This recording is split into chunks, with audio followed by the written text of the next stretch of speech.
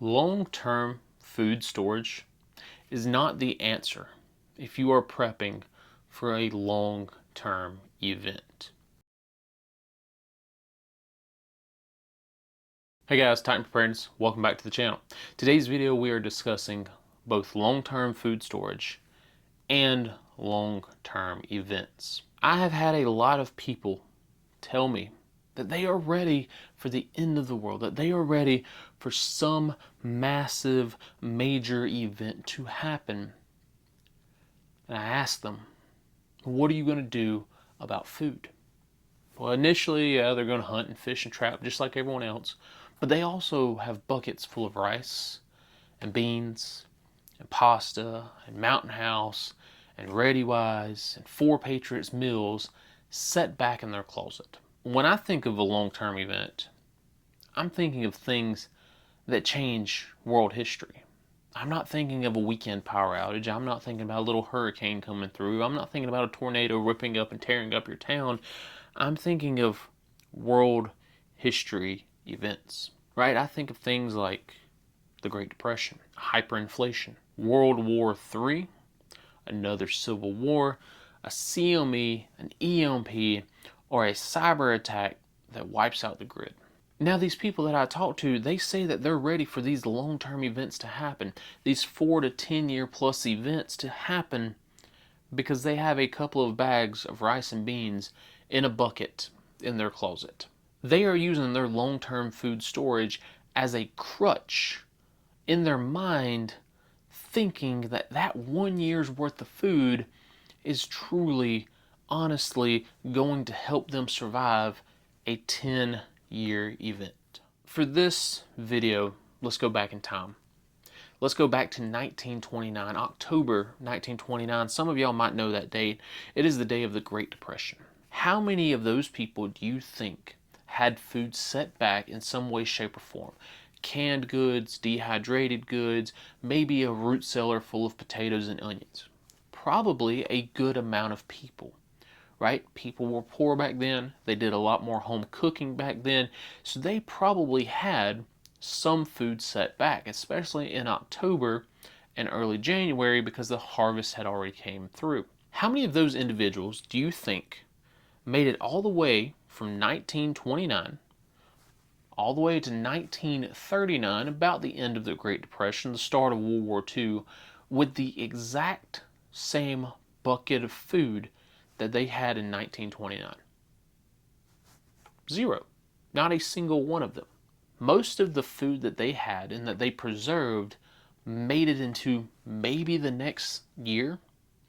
Some of it, if it was meat like chicken or deer or goats or rabbits, whatever they could get their hands on, probably didn't make it until the next supper. Their idea of long-term food storage was thinking about what foods that they could set back and preserve to get them into the next harvest season.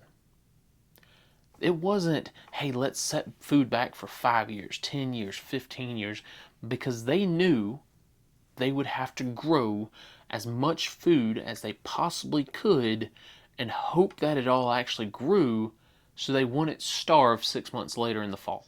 The problem with long-term food storage is not having the food on hand. If people ask me, hey man, I want to get into prepping, where do I start? I'm going to tell them to go to the store and stock up on pantry items. Canned raviolis, canned beef stew, Chef Boyardee, maybe even some pasta if you got a way to cook it, maybe some rice, maybe some beans, something where you have 6 months worth of food in your pantry. Because the idea of having food when disaster strikes brings a little smile to my face. It makes people happy to know that they don't have to go out, hunt, fish, trap, eat wild edibles, scavenge, steal, beg for their next meal. My problem with long-term food storage is not having the food on hand. It's that we think of it as a solution. We think that we can stack enough food to get us through a true long-term event. We can't. Let's say you have enough rice and beans to last you and your family for an entire year. That was your long-term food storage goal. That's what you set back. You have 4, 5, 6 buckets, and you have managed to calculate it to be a single year's worth of food for you and your family. What happens the first day that you open up that bucket? What happens the first day that you reach into one of those bags and grab out a cup of rice per person? What happens the first day that you open the first Mylar bag that you have that stuff sealed in? You begin to run out. Hopefully you have calculated it out correctly and you have exactly 1 year's worth of food. Chances are you didn't. Chances are your kids got a little extra hungry. Chances are a mouse, some rodents got into that stuff and ate a month's worth of it. Chances are you saw how much food you had and you said, you know what, I want to go trade this stuff. I need some medicine. I need some ammo. I need a new gun. I need some work done. I need something from town, so I'm going to take some of this food and go trade it. Maybe you're lucky and you don't do any of that. You calculate 1 year's worth of food and it is exactly 1 year, 365 days worth of rice and beans. What happens on day 366? What happens when you go to reach in that bucket and the bucket's empty? What happens when you say, Dad, I'm hungry, and you go to tip that bucket over and a single grain of rice hits the table and you're out? On day 366, when you run out of food, everyone around you who is still alive has figured it out. They have figured out what wild edibles are edible. They have figured out where those wild edibles are. They have figured out the lands and the location where the berries pop up and the apples pop up and the squirrels are frolicking through the forest. On day 366, you are on day 1. They have had a year to figure out how to survive, and you are at the beginning. So if long-term food storage and stacking food up to the ceiling isn't the answer, what is? Take another trip back in time to the Great Depression.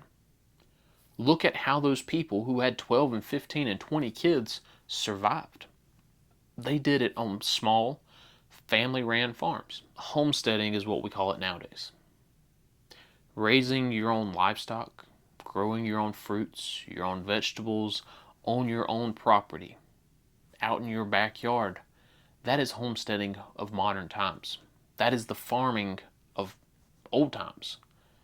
That is what we need to look at and look into when we talk about long-term events. Now, I get homesteading is not the solution for a lot of people.